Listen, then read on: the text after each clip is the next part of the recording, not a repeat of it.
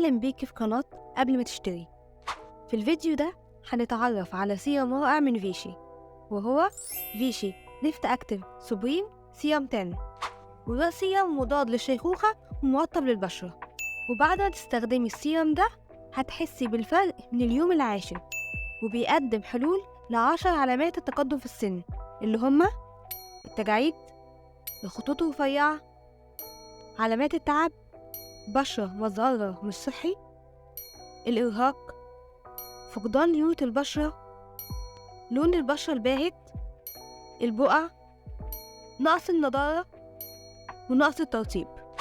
السيرم خفيف وسهل الامتصاص، مش بيلزق ولا بيلمع، وبتحطيه 3 نقط مرتين في اليوم، الصبح وبالليل. السيرم ده رائع جدا، وانا هقولك ليه. اول حاجة في مكوناته هو الرمنوز، وده مكون طبيعي مستخلص من نباتات زي الزعفران، ودي مادة فعالة جدا في تحسين هيكل البشرة وتصحيح آثار التقدم في السن. وفي دراسات علمية أثبتت إنه بيزود إنتاج الكولاجين في الجلد، وده بيرجع للبشرة شبابها ومرونتها.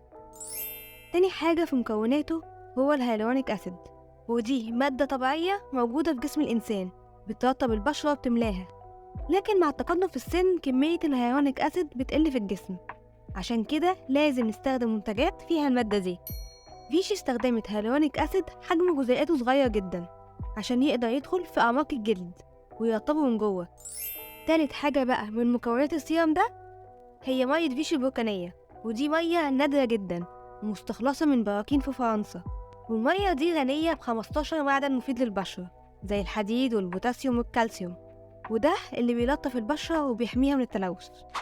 وحجم السيرم 30 ملي.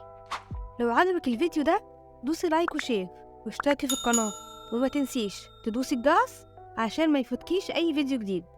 شكرا جدا لمتابعتك، وأشوفك في فيديو جديد قريب.